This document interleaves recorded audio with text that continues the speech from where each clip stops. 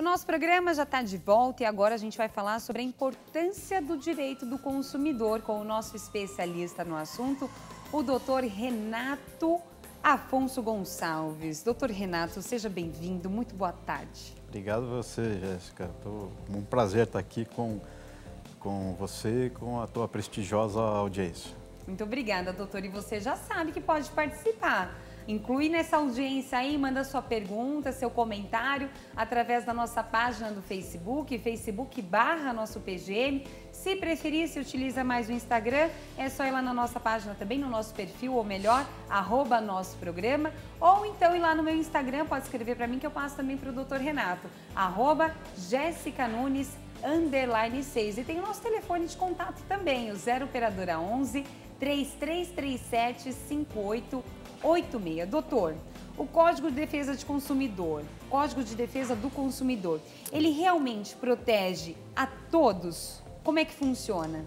Olha, o código é de 1990, mas a sua base está na Constituição Federal, que é de 1988. E a Constituição estabelece, lá nos direitos e garantias fundamentais, que toda pessoa, né, portanto, o direito de garantia fundamental, tem direito à defesa do consumidor, e essa é uma prioridade do Estado.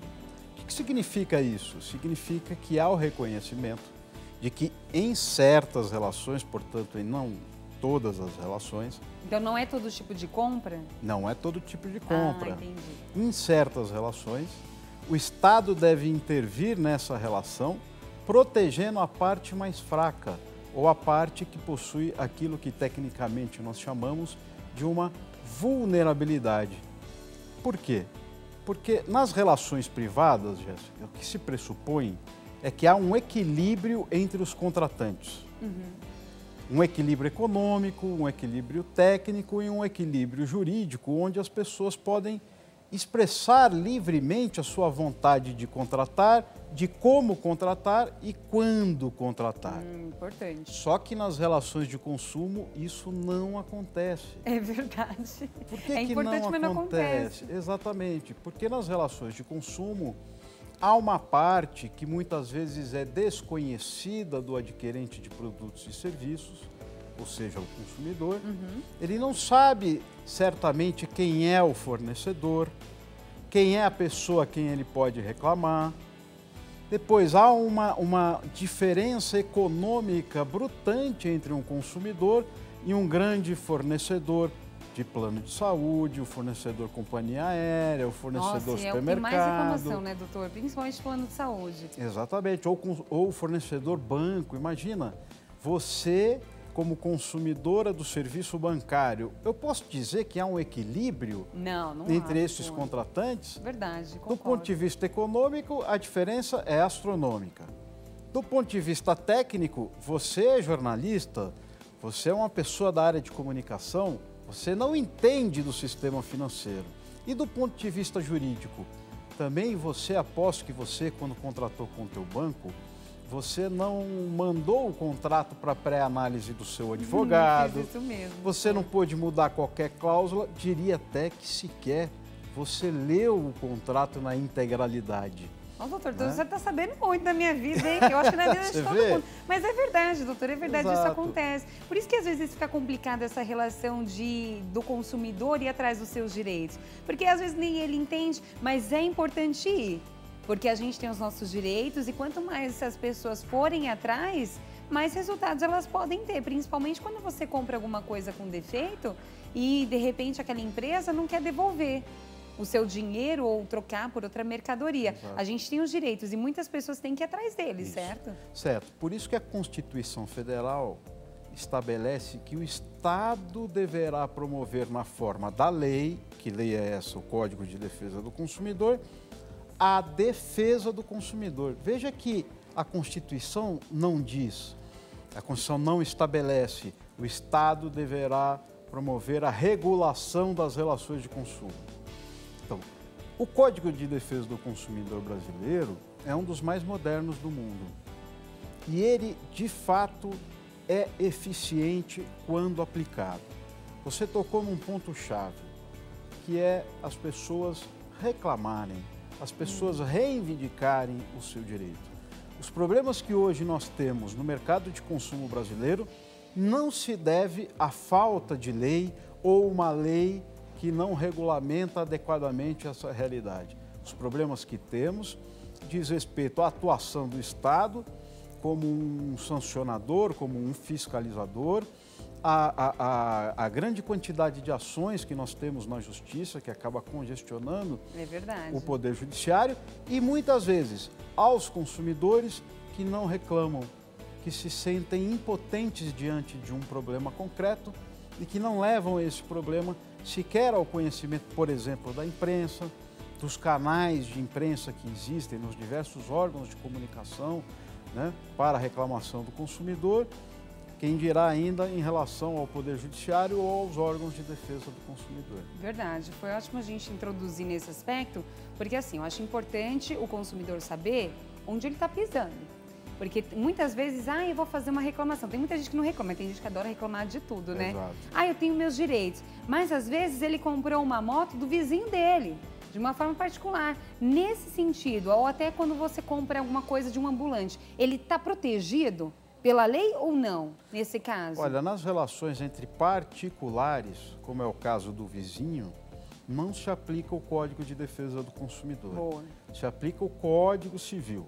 Código Civil. Código Civil. E o Código Civil brasileiro de 2002, ele é um código moderno também, ele tem vários instrumentos para proteger a pessoa lesada nesses casos, mas ele não é consumidor, né? Ele é um particular e terá sua relação, portanto, regulada pelo Código Civil. Doutor, em época de promoção, a gente viu aí a Black Friday, a maioria dos produtos, eles realmente ficam com um preço mais bacana, a maioria, né? Nem todos, porque às vezes a Black Friday se transforma em Black Fraud. Normalmente não tem essa possibilidade de troca, mas se tiver algum defeito, o vendedor ele realmente pode falar, olha, desculpa, você comprou o gato por lebre mesmo e é assim que funciona. Principalmente em época de promoção, ou dá para reaver o direito aí da pessoa? Você tocou num assunto muito bacana, porque a gente está em plena, né? Black Friday, que foi sexta-feira passada, e essa promoção ela acaba se estendendo por esta semana também. Acho que é um assunto muito bacana da gente conversar. Veja só, a Black Friday não é uma tradição brasileira, é uma tradição americana, né? Nós introduzimos isso no Brasil pela primeira vez em 2010 e se trata de uma grande promoção dos fornecedores em geral, se preparando para a época natalina, a época em que o consumo aumenta consideravelmente. É importante frisar o seguinte, o fornecedor ele está vinculado à oferta que ele faz. Perfeito. Tá certo? Essa é uma regra básica do direito do consumidor e ele tem que cumprir essa regra e respeitar os direitos do consumidor de tal forma que aquela oferta não configure uma propaganda enganosa, não configure uma maquiagem de preços, né? Não configure algo que venha a lesar esse consumidor. Portanto, é fundamental nesses períodos em que há grandes promoções, que o consumidor, antes de consumir, faça uma pesquisa, e a internet está aí para nos ajudar. Verdade. Né? Existem várias ferramentas que nos permitem pesquisar muito antes aquele produto que eu quero adquirir, qual é o preço que esse fornecedor vinha exercendo antes da mega promoção, e ter claro que todas as condições de aquisição que existem no período fora da promoção, valem também para o período em promoção. Boa. Além daqueles direitos que estão estabelecidos na lei. Então vamos dar um exemplo. Se a pessoa adquire um produto pela internet, ela tem 7 dias para rescindir o contrato sem motivo algum. Então ela pode desistir da compra? Pode desistir da compra no prazo de 7 dias, se esta foi feita fora do estabelecimento comercial. Há uma razão para isso. É porque a lei considera que se a pessoa adquiriu fora do estabelecimento comercial, um canal eletrônico, ela não teve oportunidade de ver o produto, de sentir o produto, de experimentar esse produto para ver se ele se adequava às suas necessidades e às suas expectativas. É verdade. Né? Daí a lei estabelece um prazo que ele tem o direito de devolver esse produto sem qualquer tipo de custo adicional. Gostei, né? gostei. Essa é uma regra, por exemplo, que existe e que muita gente Mas desconhece. isso, se tiver, por exemplo, lá nas informações de compra e venda, se a empresa colocar esse produto está em promoção e não aceitamos seu dinheiro de volta. Aliás, não pagamos seu dinheiro de volta. Isso realmente pode acontecer, mesmo que às vezes você compre o produto, você chegou em casa, viu que ele estava com defeito, eles não têm o dever de devolver para a gente, por mais que você comprou na promoção? Veja, foi o que eu disse, não há diferença de vendas promocionais e vendas não promocionais para a aplicação de regras de garantia de produtos e serviços. Okay? Então tá, perfeito. Então, a primeira regra, se você adquiriu fora do estabelecimento comercial, por exemplo, pela internet, você tem o direito de rescindir o contrato, devolver o produto sem qualquer motivo no prazo de 7 dias. O que há é que não existe no direito brasileiro a troca imotivada, a substituição imotivada. Ah, perfeito, doutor. Né? O fornecedor pode até trocar um produto se o consumidor voltar ao estabelecimento e sustentar que eu não gostei, eu pensei bem, mas quando o fornecedor faz essa troca, ele o faz por uma mera liberalidade e não por um cumprimento ou por um respeito a um direito do consumidor. Isso quando não há motivo para a troca. Agora, se o produto possui algum vício, se o produto possui aquilo que popularmente, vulgarmente, nós chamamos de defeito, porque no direito do consumidor o defeito tem um aspecto e um conceito próprio que diz respeito aos acidentes de consumo, aqueles que geram, né, uma grande lesão à incolumidade físico e psicológica do consumidor. Em regra, quando a gente fala vulgarmente defeito, nós estamos falando no aspecto da lei do vício. Entendi. Né? Aquela característica, às vezes, de peso, de quantidade de um produto ou de uma característica que o consumidor não se apercebeu no momento da aquisição, né? Ele verifica isso depois e a lei estabelece, então, que o fornecedor tem o dever de, nesses casos, né, de substituição ou de vício, tem o dever de substituir o produto por outro igual ou similar, devolver o dinheiro do consumidor, rescindir o contrato, né, e eventuais perdas e danos, ou o consumidor aceitar o produto no estado em que ele se encontra com um abatimento proporcional do preço, se aquilo de alguma forma faz o produto perder o valor ou deixar de ter as funções que ele... Eu achei interessante o senhor estar nesse assunto, porque às vezes veio com defeito, trocou. Aí aquele produto foi consertado e antes do prazo de 30 dias, mas aí depois o problema voltou novamente. Nesse caso, o que o consumidor faz? Qual que é o direito dele? Já que passou aqueles 30 dias, ele foi para a garantia e voltou com defeito, e às vezes a garantia só vale até 30 ou 60, dependendo das informações lá que são colocadas. Ele tem esse direito? Porque ele mandou consertar e consertaram, mas depois o defeito persistiu. Se o vício ou o defeito persistiu, aplica-se de novo. De novo, então não é que tipo, já passou o tempo, já era, perdi.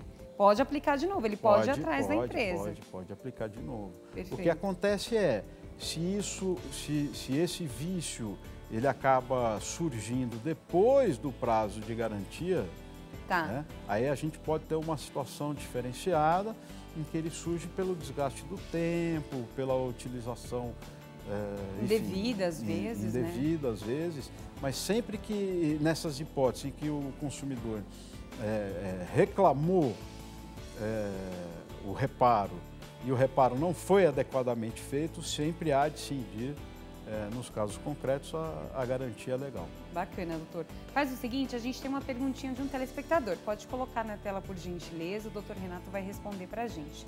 É o Silvano Machado, de São Paulo, capital.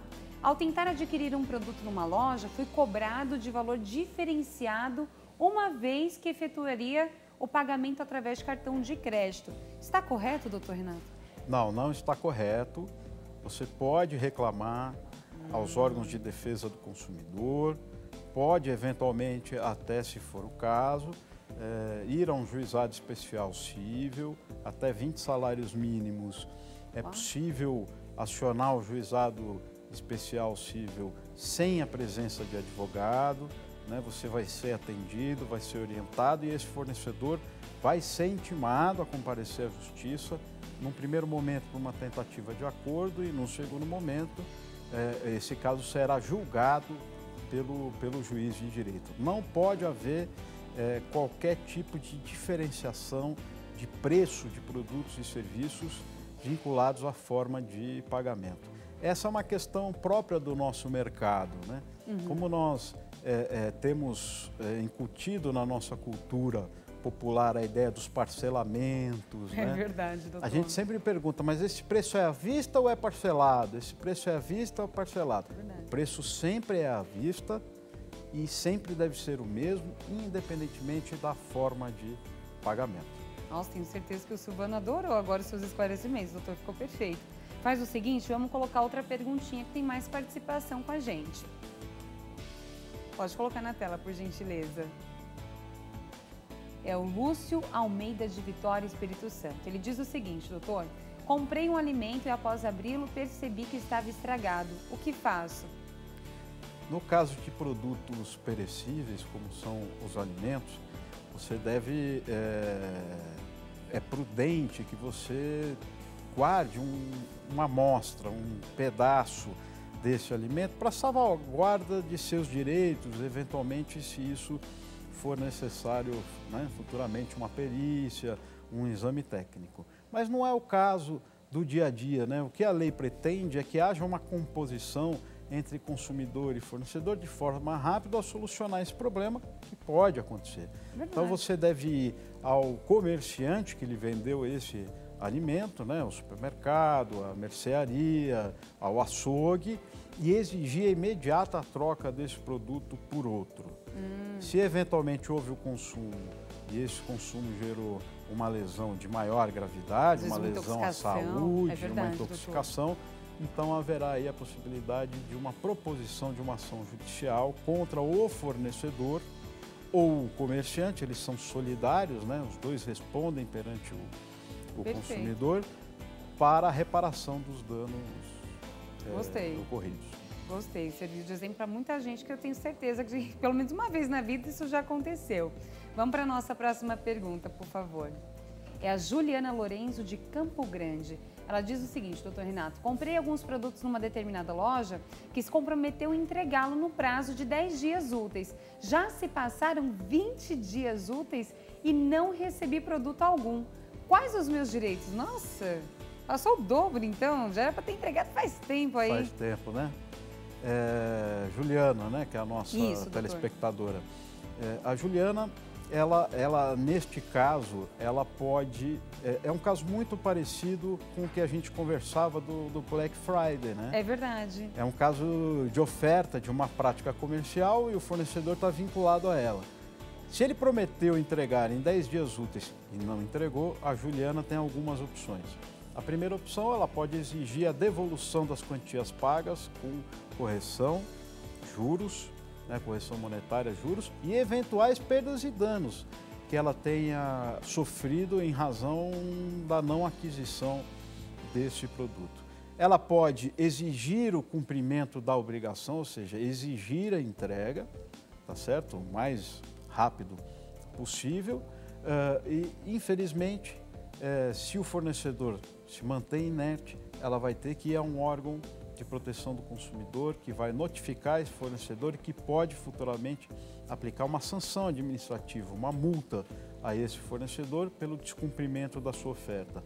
Ou o que a gente espera que não aconteça, mesmo os advogados trabalham sempre na prevenção de demandas judiciais, mas infelizmente, se não cumprir, ela deve ir às portas do Poder Judiciário e requerer a imposição de uma Doutor Renato, isso vale também para aquelas pessoas que compram, às vezes, alguns produtos pela internet e, em vez de chegar o produto que ele pediu, chegar um tijolo, por exemplo, ela pode fazer esse mesmo caminho? Pode e deve fazer esse mesmo caminho, doutor? Né? E eu acho importante que os nossos telespectadores entendam a importância que a imprensa e os órgãos de comunicação têm, né? Então, o consumidor não deve só pensar no Poder Judiciário, só pensar no PROCON. Claro, vá a estes canais que são efetivos e eficazes, mas não esqueça, né, de mandar para os jornais, para as revistas, de publicar no seu Facebook, de publicar no seu Instagram. É verdade. Porque você acaba ajudando outras pessoas ajudando também. outras pessoas, dizendo, olha, não compre deste fornecedor, porque Isso este mesmo, fornecedor não cumpre as leis. Ó, doutor Renato, chegou uma participação aqui no Facebook do Gilson Conrado, que é de Uberaba, Minas Gerais, nosso telespectador assíduo. Ele tá acompanhando o programa e tá falando que tá ótimo. Mandou um beijo, falou que um ótimo começo, uma semana abençoada para você. Opa, para você também. Ou seja, Muito vários obrigado. esclarecimentos sendo feitos aqui. Faz o seguinte, vamos para a nossa última pergunta. Eu sei que tem muita participação, mas a gente vai tentar responder tudo. Pode colocar na tela, por gentileza. Apareceu aqui para a gente agora. É a Lívia Andrade, de João Pessoa, Paraíba, que tem minha dívida com a administradora de cartão de crédito. Quem deverá retirar o meu nome do SPC de Serasa? Essa é uma dúvida que às vezes muita gente tem. Será que sai automaticamente ou não? O que a gente pode dizer para a Lívia? A obrigação de retirar o seu nome dos órgãos de restrição ao crédito é de quem a colocou. Ah, bom. Então, da própria instituição financeira. Provavelmente a sua negativação, ela surgiu do inadimplemento do contrato ou de alguma prestação que você tinha com a instituição financeira. Se você quitou, a instituição financeira é responsável. Se ela não o fez, ela deve reparar os danos morais que você tem em decorrência da inscrição indevida do seu nome nos órgãos de proteção ao crédito. Perfeito. Doutor, rapidinho, eu sei que o nosso tempo está curto, mas rapidinho, Daniel, que ele tá mandando aqui. A Silvia Andrade perguntou o seguinte, doutor, ao adquirir uma peça de mostruário, terei alguma garantia? Terá a mesma garantia que uma peça que não é de mostruário. A mesma garantia de adequação da qualidade, de adequação de preço, de adequação de quantidade, evidentemente, não há qualquer distinção perante a lei de um produto de mostruário e um produto corrente, um produto que não é de mostruário. Perfeito. Doutor, tem muitas perguntas aqui, mas o nosso tempo acabou. Você vai ter que voltar aqui para a gente responder esse povo. Porque quando o assunto é direito do consumidor, mexe muito com o brilho de cada um. Claro. E porque a gente vive uma sociedade de consumo, não tem como fugir disso. E eu quero te parabenizar o nosso programa, porque a gente também presta um serviço social aqui de orientação. Ah, com certeza, né? Então tem muitas participações e o pessoal agradecendo. Muito obrigada, viu, doutor? Fica à vontade, volte sempre. O nosso programa é nosso. Tá bom, muito obrigado. Inclusive, eu quero passar para vocês aqui o contato do Dr. Renato Afonso Gonçalves.